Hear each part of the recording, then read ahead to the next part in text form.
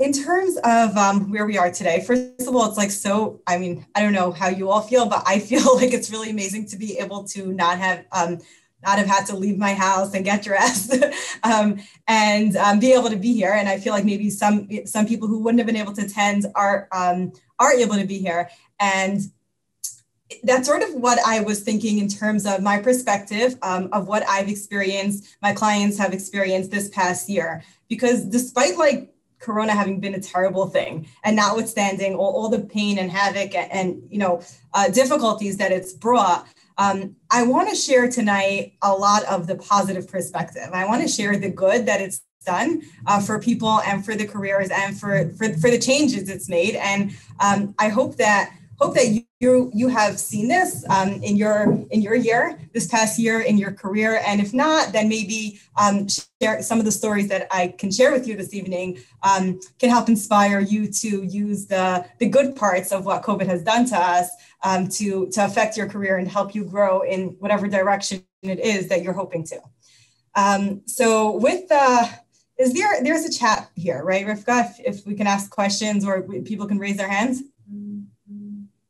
Okay, so I want to start just by getting to know you and making sure that we're answering relevant questions. So if anyone wants to write in the chat or by raise of hands, just your physical hands or your Zoom hands, but just share what you're up to. So I'm curious if anyone here has actually changed jobs in the last year, like since the end of February 2020. Is anyone here in a new position? Okay, thank you, Melissa.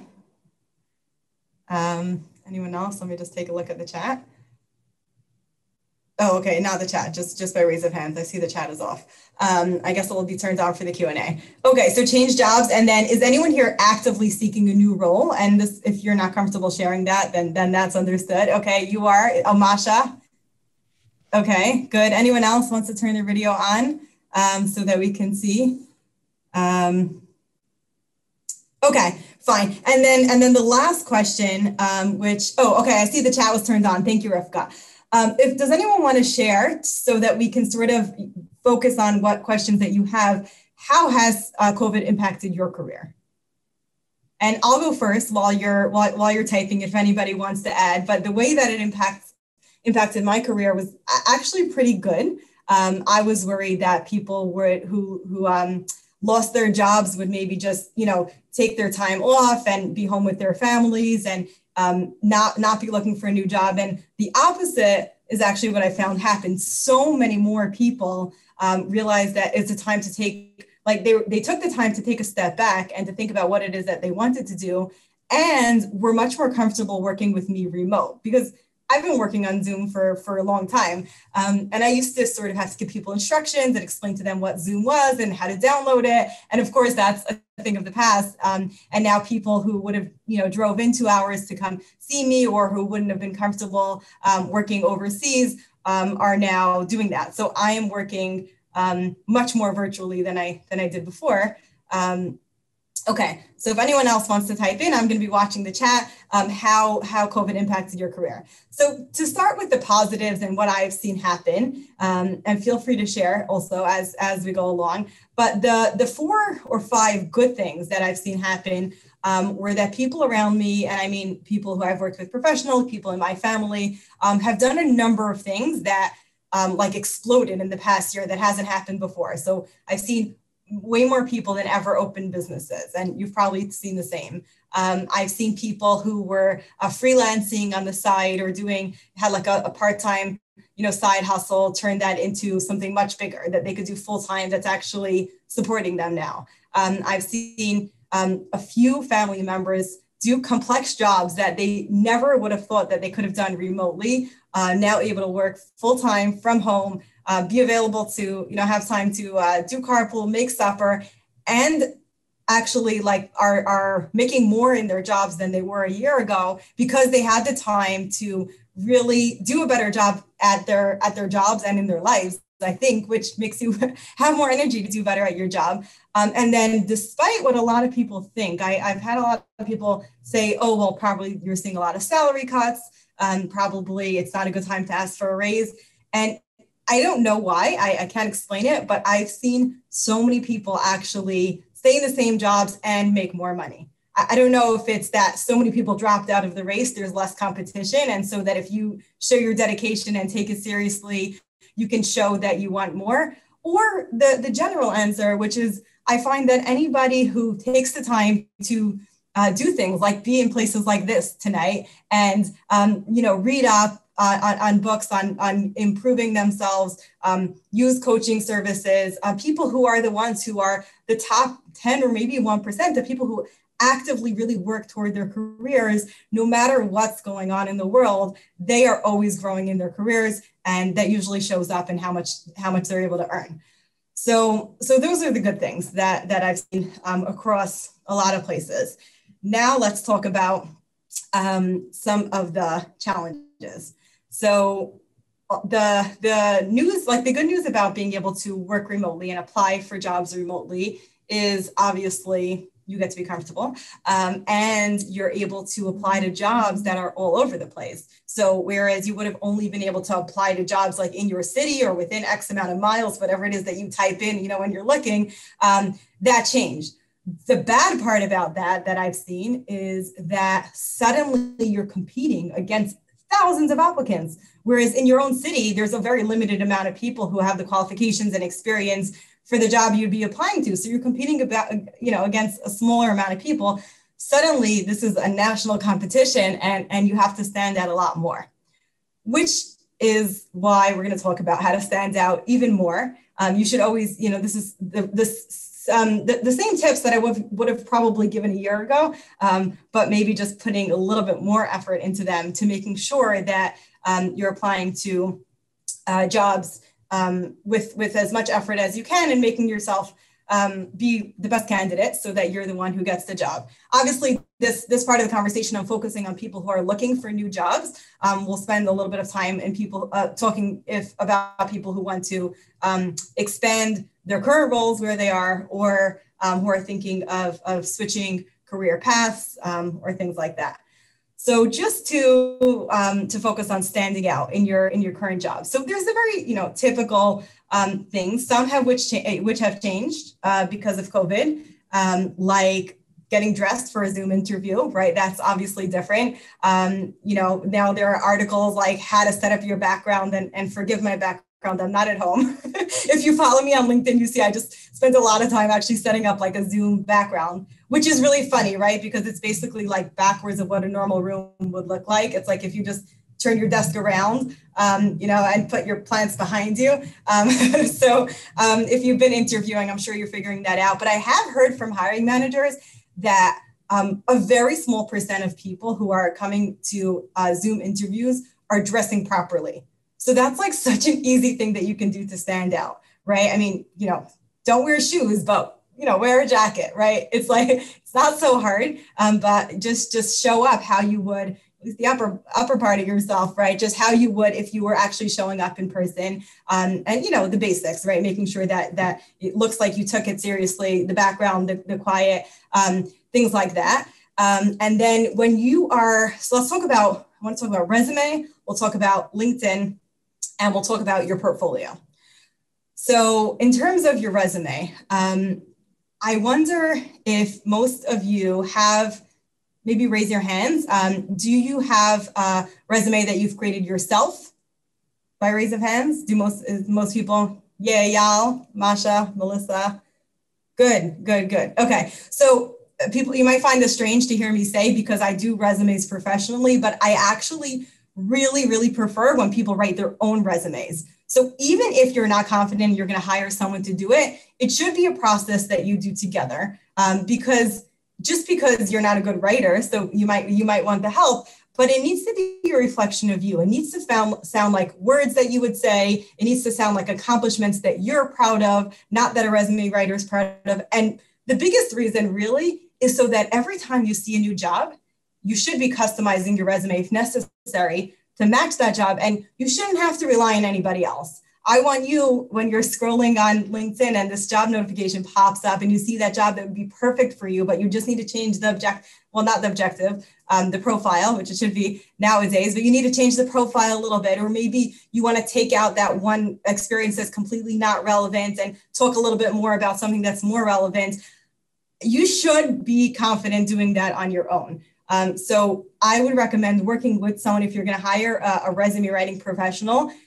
Come out of that session knowing what to do next time all by yourself if needed, so that you have that. The other thing that I want to happen when you look at your resume is when you look at it, I want you to be really proud.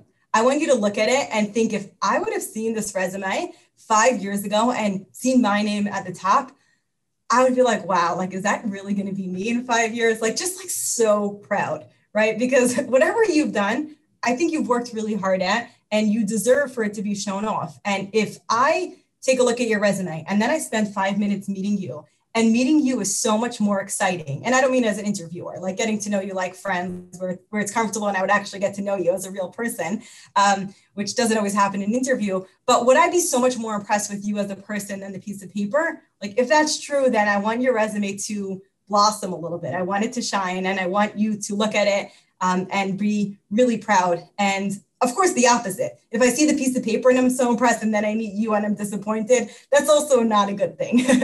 I've seen that happen too, when people walk out of an interview a bit embarrassed because, you know, they're expecting like a 60-year-old and this 25-year-old, guy shows up. So, so don't do that either. And then the one area of the resume that I think that people should spend a little bit more time on, because like we know the basics, we know your education should be there. I'm sure everyone who's here has a professional resume, knows the steps to do it, has your experience, that you should have this in years, to have your phone number, your contact information nicely on top.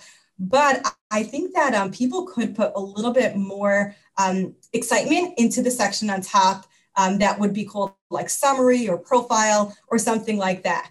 And just like how businesses, business people are told to have an elevator pitch, right? Like if you had, a couple of seconds with somebody, what would you do to tell them like about who you are? So even if people are going to spend, at least not more than 6 seconds looking at your resume, they're going to scan that line of the profile and they should get an idea of who you are. So I spend, when I sit and work on resumes, like probably just as much time on the very short little profile as the whole experience section. I really want you to walk away feeling like if they just heard that about me, they would be excited to meet me. So that's one thing, that if you don't have a profile that does that, I want you to look through your resume and print it out and highlight the things in your experiences that you're most proud of. Highlight the skills that you're the most proud of, and then make sure that those things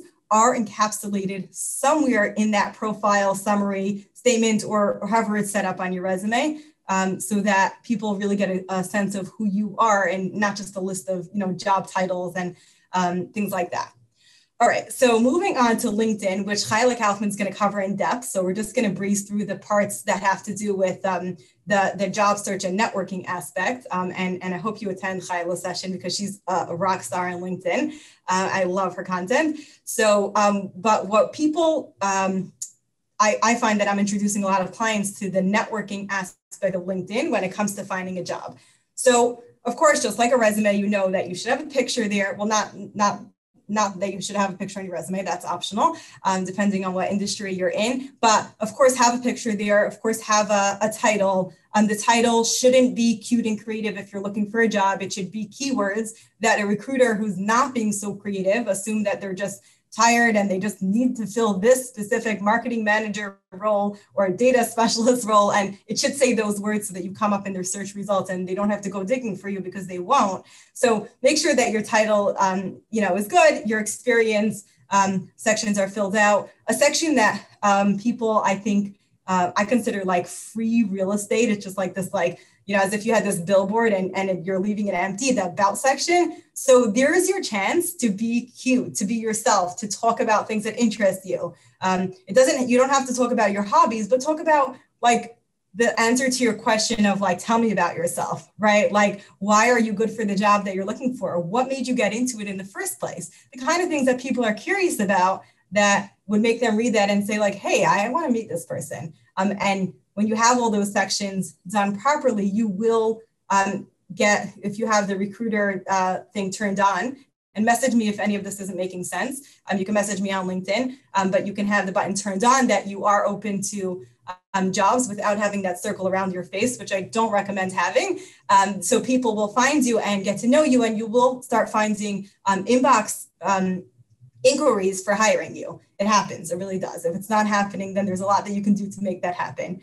Okay, so that's just a brief profile. Now, in terms of networking, once you have a profile set up that you're proud of, or at least not embarrassed of, let's put it, let's lower the bar, the expectation, because I don't want it to become this insurmountable task that is too hard to do. So then, you won't follow through the next steps. But what I find is so powerful is that any company that you're going to apply to, I want you to network with those people on LinkedIn. It's like the most amazing thing, because if you're applying to, I just was working with someone who was applying to Burger King for a marketing role, and you can go find the person in the division that you're looking for, the HR person, and then reach out to them and say, hey, I'm looking into this role. And obviously you're not applying with them, you're networking with them. So you're going over to them as if it would be like a job fair, which is what LinkedIn is. And you're saying, hey, just good to meet you here, looking into the, X role at your company. I'd love to get on the phone with you if you have a few minutes and learn a little bit more about the role, what it entails, or maybe who's the right person to get in touch with to learn more about it.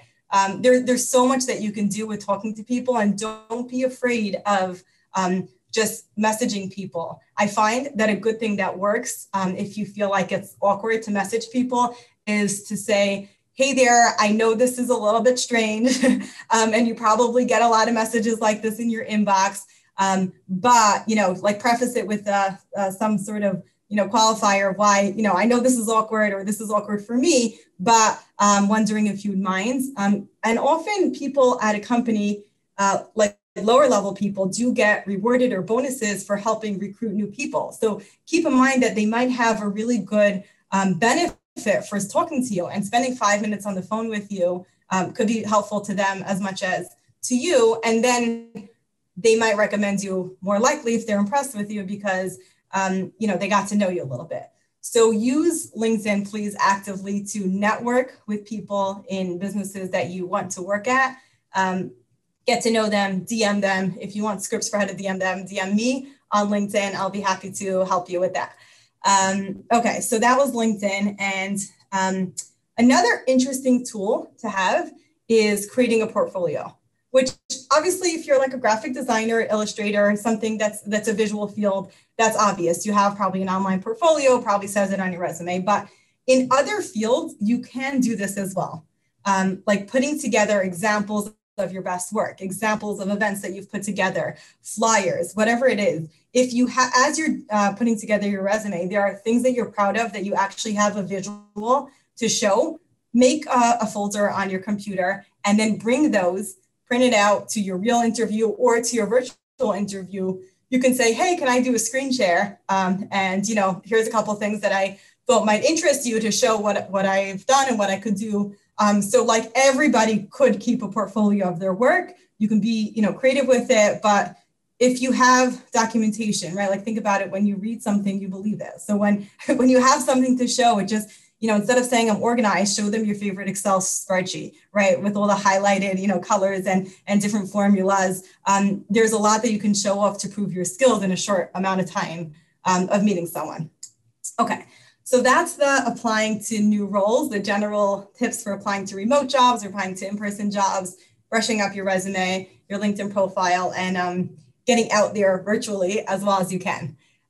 In terms of people who are changing careers.